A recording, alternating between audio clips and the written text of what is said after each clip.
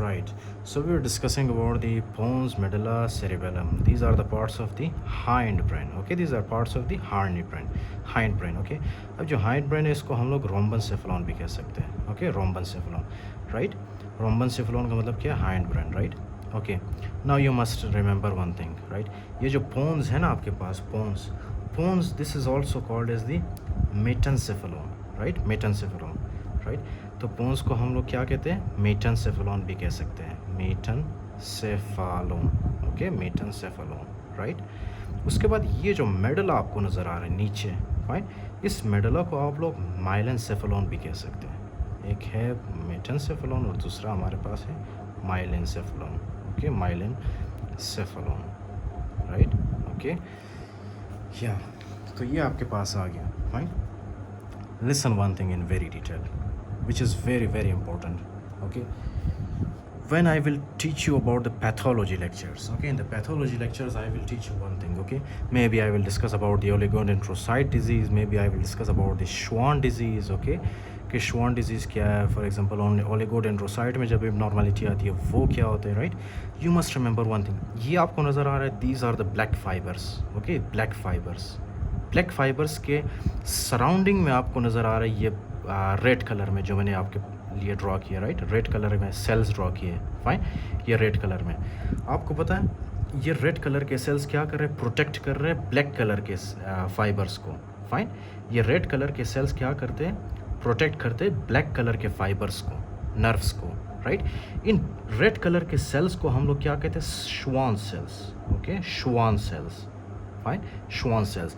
अब कुछ बीमारियां होती है जो कि क्या करते हैं? श्वान सेल्स को डैमेज करते हैं या डीजनरेट करते हैं. फाइन, जब श्वान सेल्स डैमेज होंगे तो उसके बाद ये जो हमारे पास नर्व फाइबर्स है ना, इनको प्रोटेक्ट करने के लिए कोई नहीं होगा. Fine, so we will discuss कि श्वान सेल्स जब डैमेज होते हैं तो उसकी वजह से क्या क्या बीमारियां आती हैं, मतलब क्या क्या कॉम्प्लिकेशंस आते हैं. Fine, will discuss these in the upcoming lectures.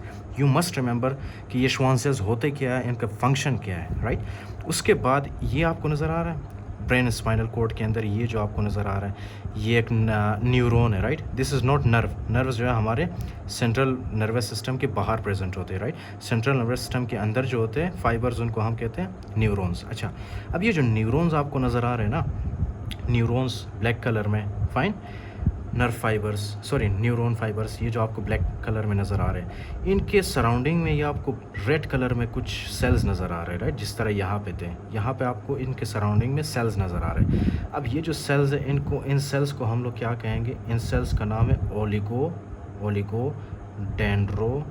Oligodendrocytes. Right, oligodendrocytes.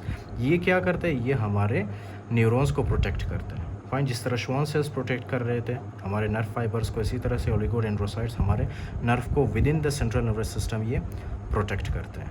Fine, okay, so this is about the oligodendrocytes. Right, okay, we will discuss about the disease. Okay, in which we see about the oligodendrocytes जिसमें damage होते हैं, जिसमें कुछ Schwann cells damage होते हैं. Fine, so will discuss about this.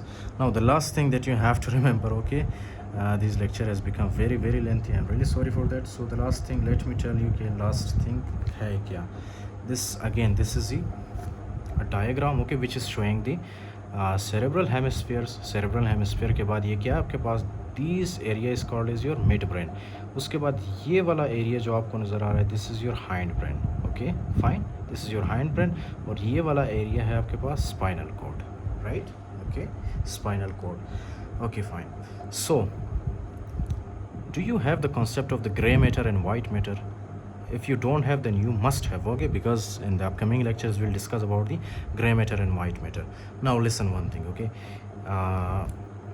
आपको पता है when I was in the hostel, right, when I was living in a hostel, अच्छा वहाँ पे जो चूहे थे ना वो इतने बड़े बड़े चूहे थे.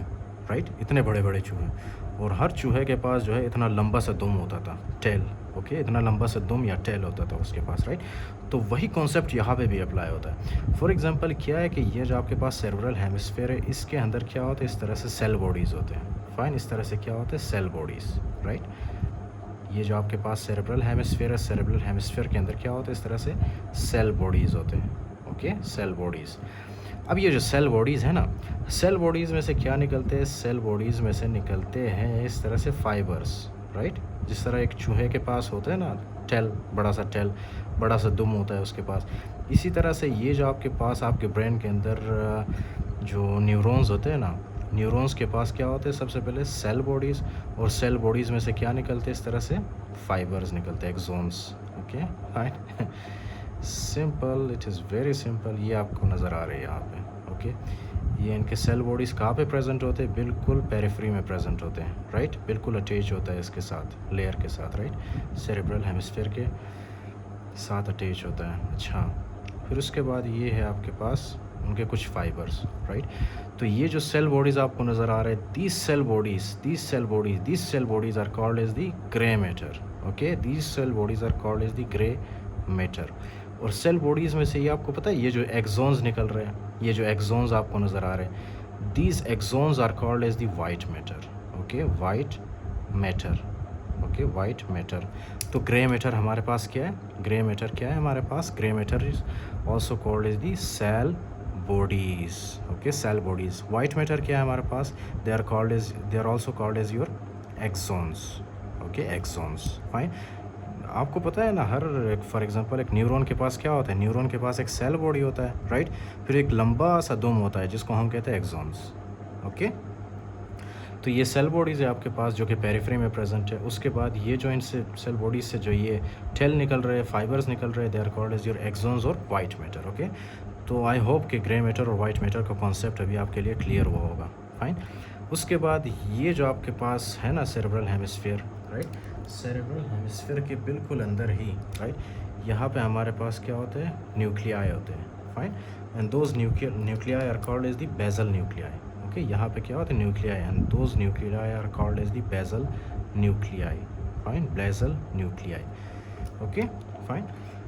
अच्छा, तो आपके पास होता है basal nuclei, cerebral cortex, basal nuclei, right. फिर उसके बाद ये आपके पास ये जो नज़र आ रहा है, this is the cerebellum. I discussed in the previous lectures, ये पोन्स, ये मेडुला, और ये आपके पास है सेरिबेलम, राइट। तो कुछ फाइबर्स यहाँ सेरिबेलम से भी निकलते हैं, कुछ हमारे पास सेल बॉडीज़ होते हैं जो कि सेरिबेलम के अंदर प्रेजेंट होते हैं, इस तरह से, फाइन। ओके, इस तरह से सेरिबेलम के अंदर प्रेजेंट होते हैं, राइट। इनको भी हम क्या कहते हैं, cerebellar grey matter, cerebellar grey matter, simple. Okay, ये क्या है हमारे पास, सेरिबेलर ग्रे मैटर। फिर उसके बाद यहाँ से ये फाइबर्स आती है बाहर की तरफ, ओके, और हमारे जॉइंट्स को, हमारे लिगामेंट्स को, टेंडन्स को ये जाके सप्लाई करते हैं ये फाइबर्स। Okay, right. यहाँ पे जो आपको नज़र आ रहा है बिल्कुल ब्रेन स्टेम के अंदर, राइट, ब्रेन स्टेम के अंदर, हाइंड मतलब मिड ब्रेन और हाइंड ब्रेन के अंदर यहाँ पे कुछ न्यूक्लियाई प्रेजेंट होती है, न्यूक्लियाई। ओके, यही न्यूक्लियाई फॉर एग्जांपल ये हम किस में पढ़ेंगे, will study these in the, for example आपके पास कुछ न्यूक्लियाई होते हैं जो कि आपके आइस को इनर्वेट करते हैं, राइट। कुछ न्यूक्लियाई होते हैं फॉर एग्जांपल जैसे कि ओक्यूलोमोटर नर्व, आपके पास है ऑप्टिक नर्व, आपके पास है वेगस नर्व, राइट। सारे कहाँ पे प्रेजेंट होते हैं, आपके hind brain and mid brain में। ओके, तो वो जो आपके पास फॉर एग्जांपल है ना nuclei, we will discuss that in detail in the upcoming lectures. Okay, fine. अच्छा, तो ये न्यूक्लियाई होते हैं आपके पास, ये आपके पास सेरिबेलम है, सेरिबेलम के अंदर क्या होते हैं, grey matter. Okay, the cell bodies. फिर उसके सेल बॉडीज़ में से क्या निकलते हैं, axons, which are called as the white matter. Okay, जिस तरह हमने ऊपर डिस्कस किया था, वाइट मैटर।